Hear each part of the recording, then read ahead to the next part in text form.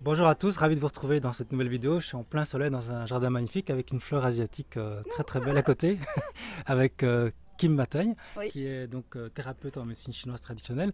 Et alors également, tu es la marraine de ma fille, ouais. et ça fait plus de 30 ans qu'on se connaît, je pense. Oh non, parce que sinon on va être vieux. Ouais, ça fait, bon, on va pas dire ça. Et alors, ce qu'il y a, c'est qu'en tant que thérapeute, je t'envoie aussi des patients régulièrement quand, comme vous le savez, parfois, on peut être mal juste simplement pour des raisons physiologiques, par exemple si on dort mal ou c'est pas pour des raisons psychologiques forcément. Et donc parfois, je t'envoie des patients et ils sont très très contents. Donc tu vas nous expliquer un peu ton travail, qu'est-ce que c'est la médecine chinoise. Je sais qu'il y a des médecins qui t'appellent aussi pour avoir des diagnostics. Hein. Enfin, c'est vraiment une passion pour toi. Donc est-ce que tu peux nous dire un petit peu finalement qu'est-ce que c'est quelle est ton activité et qu'est-ce que c'est la médecine chinoise pour toi? Alors bonjour Monsieur Eric Ramal. Donc en fait, la médecine traditionnelle chinoise, c'est un... Je fais l'acupuncture souvent, mais la médecine traditionnelle chinoise, il faut savoir, c'est que c'est un ensemble de choses et c'est pas réduit qu'à l'acupuncture. Donc la médecine traditionnelle chinoise, disons que c'est assimilé à un tronc d'arbre, d'où partent plusieurs branches, dont l'acupuncture fait partie d'une branche. Le tai chi, le qigong, le moxa, le moxibution, la psychologie chinoise, un ensemble de choses, et les plantes chinoises notamment. Le Comment moxa, qu'est-ce que c'est le moxa? Moxa, c'est de l'armoise chinoise qui, quand elle brûle, dégage une température et une longueur d'onde qui est similaire à celle du corps humain. Donc par exemple, on a beau se chauffer avec une bouillotte par exemple, quand on enlève la bouillotte, là c'est chaud mais directement c'est froid parce que c'est chauffé avec de l'eau. Tandis que l'armoise chinoise, quand on va chauffer, je le chauffe à des points spécifiques qui ont comme propriété, particularité de remplir le corps d'énergie et de nourrir le sang donc du côté yang et de nourrir l'énergie. Donc avec ça, la personne va se sentir comme si on lui avait infusé un peu de soleil dans certains méridiens et elle va se sentir beaucoup mieux sans Hmm. pour autant que je les ai piqués. Ok, donc ça c'est génial parce qu'il faut savoir, c'est que quand on fait une séance avec toi, et c'est rare chez les médecins et les thérapeutes, c'est que dès la première séance, on se sent mieux, on sent déjà une différence. Alors tu parlais de moxa, tu parles de yang, tu parles de tous des mots que les gens ne connaissent pas forcément. Donc tu dis qu'en fait, on connaît beaucoup l'acupuncture en fait, mais tu dis qu'il n'y a pas que ça, et notamment tu fais la pharmacopée, je crois que tu es une des seules, enfin il n'y en a pas beaucoup en Belgique qui s'y connaissent bien en pharmacopée aussi. Non, Donc parce qu'il y a beaucoup de plantes chinoises ont été mal utilisées et donc beaucoup de plantes, les meilleures plantes qui ont été les plus efficaces ont été interdites et d'accord. ont été retirées du commerce. Et donc c'est comme dans tout médicament ou n'importe où aliment, une fois qu'on l'utilise mal ou à l'excès, ça crée des pathologies, des déséquilibres. Donc la médecine chinoise, les plantes chinoises ne sont pas différentes des autres plantes phytothérapeutiques européennes. Donc voilà. Mais il faut savoir aussi, c'est que la médecine chinoise, est une médecine avant tout de prévention. Donc je ne soigne pas que les gens qui sont malades. Moi, j'ai pas envie de soigner. Enfin, je pourrais soigner parce que j'ai étudié l'oncologie chinoise. Mais moi, mon but, c'est de rendre les gens avec le plus le sourire. Et en fait, normalement, qu'est-ce que la médecine chinoise? On dit la médecine chinoise, c'est d'exprimer le potentiel sublime des gens. C'est-à-dire que si quelqu'un est, a des qualités peut danser, chanter ou être très intelligent, mais que tous les jours il souffre de douleurs, un peu mal au dos, un peu mal aux articulations, à des maux de tête et tout, il ne peut pas exprimer son plein potentiel. Et nous sommes sur Terre pour exprimer notre plein potentiel. C'est quoi notre sens de la vie? C'est de pouvoir vivre notre passion et de ce qu'on aime. Mais si on a des douleurs tous les jours un petit peu, on ne peut pas utiliser notre passion. Et donc, Ok. Donc dans la médecine chinoise, il y a vraiment une vision globale du bonheur de l'être humain, de son bien-être, j'imagine dans son environnement aussi. moi je dis toujours que quand on est bien, on ne sent pas notre corps. C'est que quand on va mal, qu'on sent qu'on a un genou, un estomac, une main. Et donc je demande souvent, quand les gens ne savent pas trop dire, pour voir s'il y a une amélioration, est-ce que maintenant vous sentez votre estomac? Ah non, j'ai pas pensé à mon estomac cette semaine. C'est que vous allez mieux. Oui, on est un peu pareil en psychologie, quand les gens vont bien finalement, ils disent, bah non, ils ont même oublié qu'ils allaient mal en Voilà, fait, c'est un peu pareil. exactement. Et donc en médecine chinoise, tu le disais, c'est un peu une vision globale du Holistique, bien-être, exact. holistique, oui. Et tu disais on soigne pas les gens malades, en fait, on essaie d'éviter qu'ils tombent malades, c'est ça? Explique un peu. La médecine chinoise, c'est avant tout une médecine de prévention. Donc, parce on n'attend pas, c'est comme le proverbe, on n'attend pas d'avoir soif pour creuser un puits. D'accord? Donc, il faut d'abord creuser le puits avant d'avoir soif, prévoir les moments de grande sécheresse. Et donc, la petite histoire, c'est que du temps des empereurs chinois, donc du temps des millénaires, le médecin chinois n'était payé que quand son patient n'était pas malade. Donc, à l'heure actuelle, il y aurait peu de médecins qui seraient payés qui pourraient vivre correctement. Ok. Kim, est-ce que tu peux nous expliquer de manière très simplement, pour ceux qui connaissent vraiment rien à la médecine chinoise, qu'est-ce que c'est la médecine chinoise? Comment toi tu vois cette médecine? Alors, la médecine chinoise, médecine traditionnelle chinoise, donc c'est une médecine holistique qui tient compte de tout, donc de l'être humain, de ses émotions, enfin de son contexte interne, mi-interne et mi-externe, externe. Donc donc quelqu'un qui va vivre au pôle Nord ne va pas avoir les mêmes maladies que quelqu'un qui va vivre en Thaïlande ou en Belgique. D'accord? Et donc quelqu'un qui va vivre en temps de guerre ne va pas avoir les mêmes maladies et vivre les mêmes choses comme en temps de paix. Donc aussi, la médecine chinoise, je dirais que c'est beaucoup de médecine poétique qui a les... Quand on parle de... Quand je donne un diagnostic en médecine chinoise, il faut toujours se dire, c'est que je peux dire à quelqu'un qu'il a un problème au méridien du cœur, pour faire plus raccourci, mais il n'a pas forcément, s'il va chez un cardiologue, des problèmes au cœur. Donc en fait, c'est juste au niveau du trajet du méridien qu'on a donné le nom du cœur, parce que ça passe par le cœur. Et donc... D'accord, donc c'est un langage plutôt symbolique ou poétique. Et en même temps, il y a une réalité physique. Hein. Comme on parle de méridiens, c'est des canaux d'énergie, c'est ça? Oui, c'est ça. Les méridiens sont des canaux énergétiques, comme une autoroute, comme il y a les canaux... les artères qui sont un canal de sang, il y a les nerfs qui sont un canal de nerfs, les canaux lymphatiques qui sont un canal où il y a la lymphe. Et donc, bizarrement, souvent, le canal énergétique suit les mêmes trajets que tous ces canaux-là. Et ils sont invisibles, mais le vent, on ne le voit pas, mais en même temps, quand il bouge, il est là. Donc, ce qui constitue beaucoup l'être humain, enfin, les trois choses essentielles par lesquelles on peut mourir de trois façons. On peut mourir de bêtises, non, je rigole. Non, sinon, il y aurait beaucoup de gens qui sont morts. Ouais. Donc, les médecins n'auraient pas de travail, il y aurait beaucoup de gens qui seraient morts. Donc voilà. Donc on peut mourir de perte de sang quand quelqu'un fait une hémorragie oui, donc par manque de sang, par manque d'énergie. Donc souvent c'est quelqu'un qui est complètement fatigué, épuisé, ou souvent c'est ce qui se passe par la vieillesse. Donc il n'y a plus d'énergie, d'accord?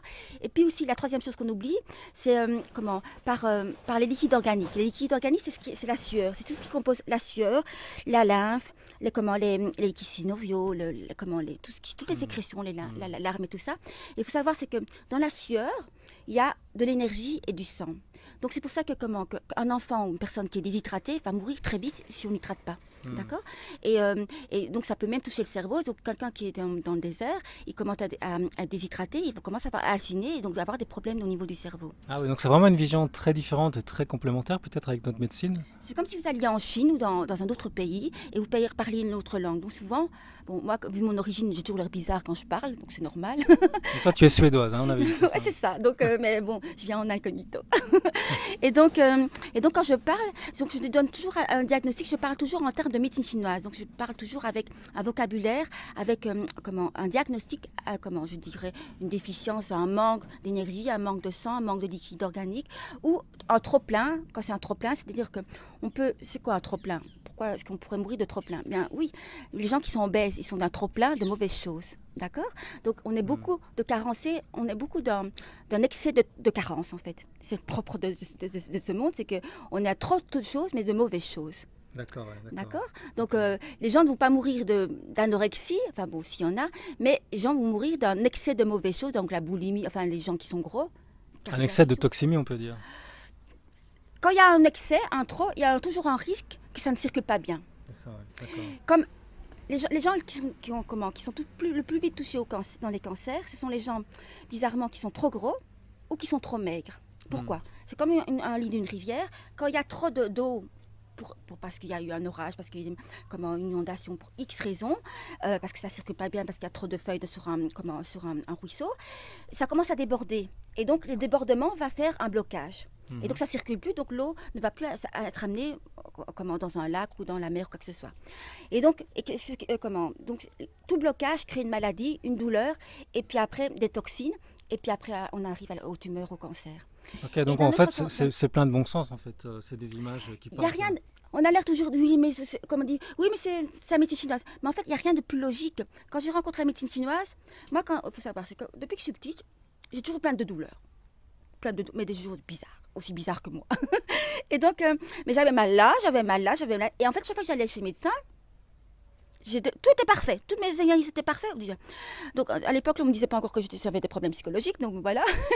Et donc, et quand j'ai rencontré la médecine chinoise, j'avais que des déséquilibres et j'ai trouvé des réponses à tous mes problèmes. C'est ça, donc tout prenait sens en fait. Voilà, et donc c'est pour ça que c'est devenu une passion parce que je peux observer, c'est une philosophie aussi avant tout, c'est que j'observe le monde et je trouve des réponses à tout. Avec la médecine chinoise. Parce que Juste pour terminer ton analogie, tu disais la rivière qui est trop pleine ou alors trop sèche, c'est trop ça? sèche, voilà. Donc les anorexiques, les gens, pas les anorexiques, les gens qui sont en carence, qui sont trop maigres, eh bien, quand le lit d'une rivière est trop, il n'y a pas assez d'eau, qu'est-ce qui se passe? C'est trop aride, il n'y a pas assez d'hydratation pour faire amener et pour faire circuler. Donc qu'est-ce qui se passe? C'est qu'il va y avoir des blocages aussi de sécheresse. Et donc, il ne va pas avoir de débordement, mais il va y avoir quand même une sécheresse et une dureté qui fait qu'il ne va plus avoir de circulation. Et l'énergie ne peut être amenée que par un liquide. Ok. Et c'est vrai que dans la médecine chinoise, on en a souvent parlé, c'est que le mouvement est très important, hein, le fait que ça circule dans le corps. En médecine chinoise, on dit que le mouvement c'est la vie, et la rigidité c'est la mort, la souplesse c'est la vie. C'est pour ça que tu fais le grand écart, c'est ça? Oui, maintenant je fais le grand écart. Moi, je suis en train d'essayer, mais c'est pas une question d'âge, hein, d'accord? Ouais. Et parce qu'il y a des gens de 80 ans qui sont souples, mais c'est une question d'entretien. Tout est une question d'entretien. C'est comme les canaux de comme plomberie. Si vous n'entretenez pas le calcaire, ça rouille. Eh bien, le corps humain, ce n'est que de la plomberie. Alors, juste avant que tu continues sur le principe, les gens viennent chez toi pour quel type de problème, de maladie? Il vient de tout, de tout. Il faut soigner de tout. Il faut savoir que la médecine chinoise ne se résout pas qu'aux douleurs physiques. Il y a une partie de la médecine chinoise qui correspond juste à la psychologie chinoise. Mais il faut savoir, c'est que c'est un peu comme dans le livre comment c'était encore sur le Boris Cyrulnik? Non, sur le rire, Ah oui, dans le nom de la rose. Voilà, le nom de la rose, voilà. Qu'il avait arraché toutes les pages parce que c'était trop perturbant. Le rire ne fait pas partie de la religion. Bon, voilà, c'est remis en question. C'est un film avec Sean Connery où le rire était interdit au Moyen-Âge dans les couvents. Le livre, je ne sais plus de qui c'était. J'ai des pertes de mémoire aussi. On va te piquer, hein. Oui, voilà, c'est ça. Non, c'est vrai. Mais c'est plus difficile de me piquer, moi. Et donc, en fait, il faut savoir que la psychologie, en médecine chinoise, on reconnaît la psychologie chinoise, même si les Chinois sont peu psychologiques, parce qu'en fait, il y a deux gros chapitres dans Siwan. Siwan, c'est la Bible chinoise, en fait. Il y a comme la Bible catholique, il y a la Bible Siwan. Donc, c'est comme le compendium, tout ce qu'il y a, toutes les maladies sont répertoriées dans le Siwan. Et donc, il y a deux chapitres qui ont été consacrés à la psychologie, mais on les a arrachés, ils n'existent plus. Ah ouais. Mais on sait qu'ils ont existé par les commentaires de philosophes.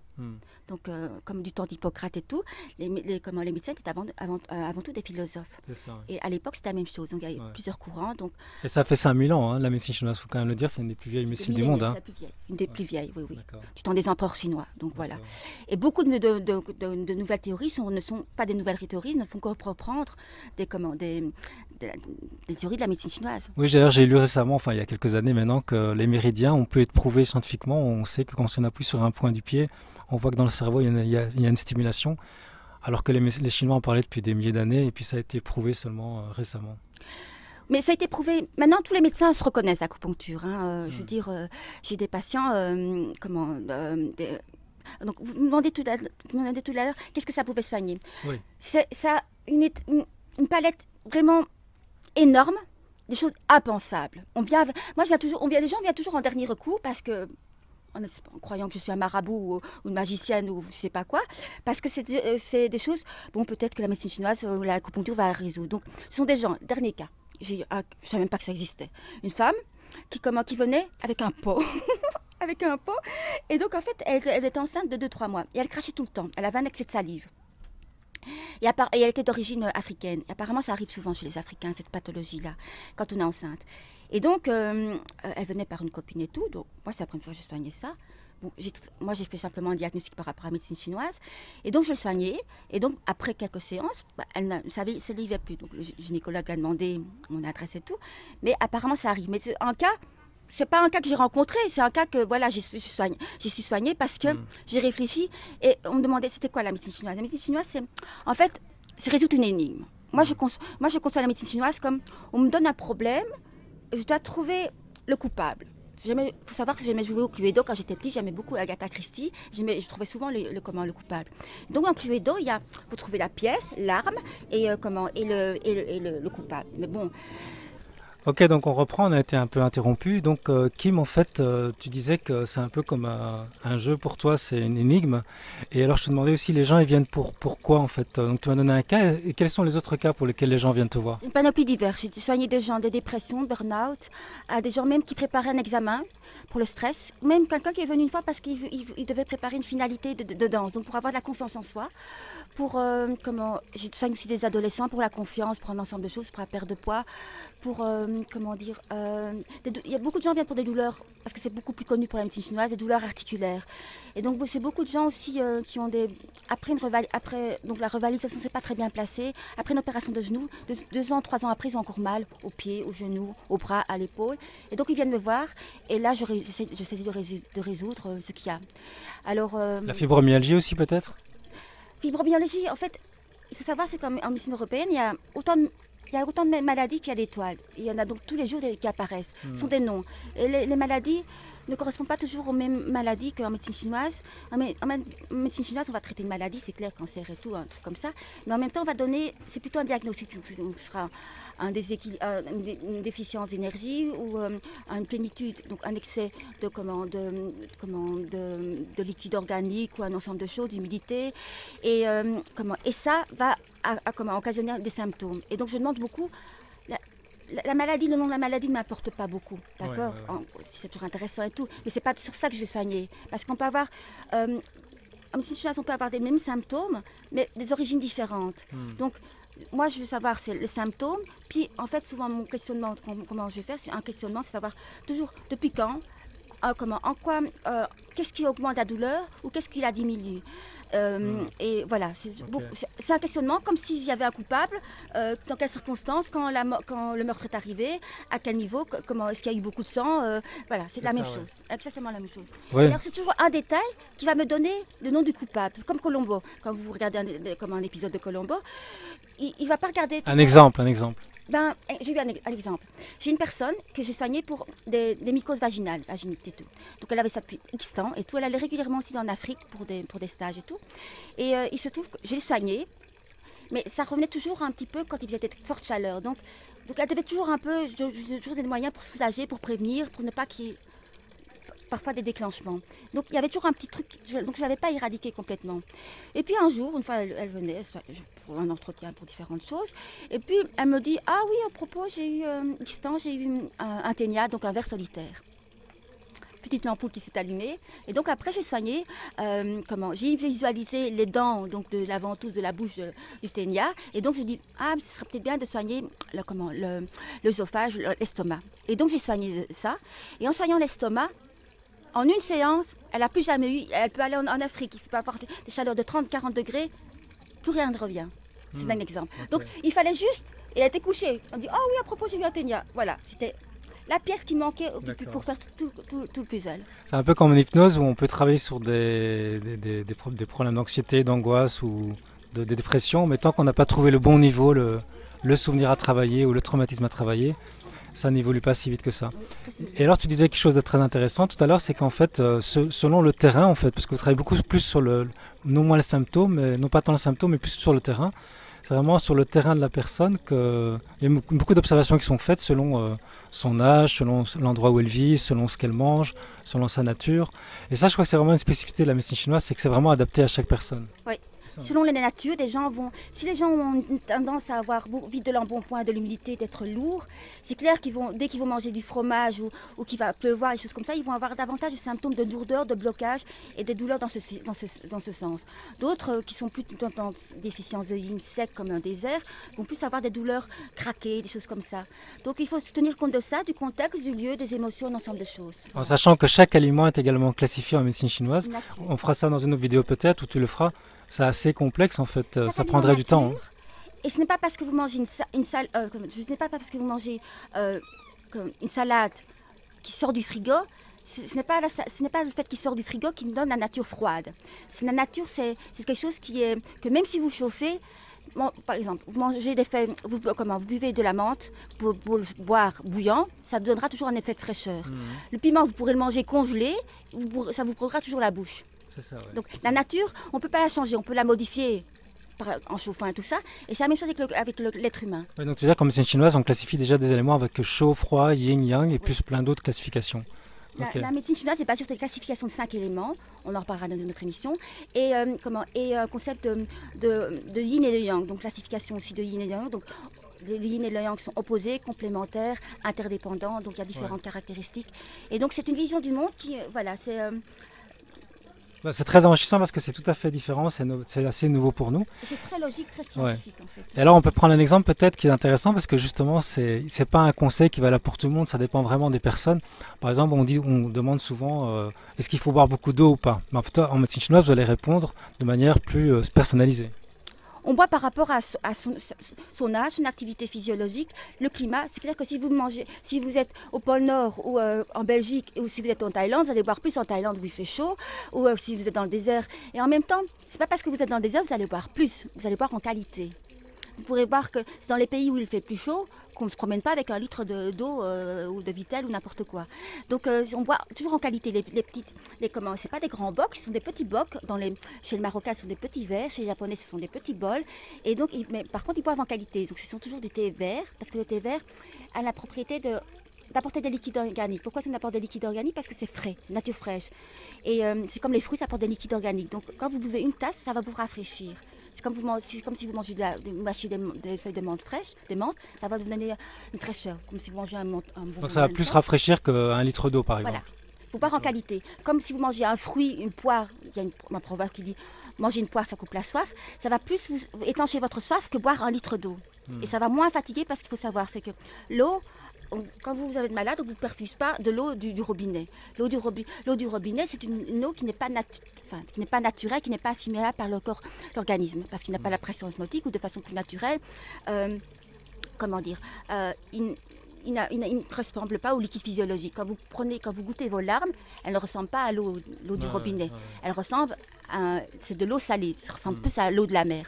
Donc on va soit vous perfuser de l'eau du chlorure de sodium, donc de l'eau qui est un peu salée à base d'électrolytes, ou de l'eau, quand un enfant est déshydraté, on va lui donner de l'eau glucosée à 5%.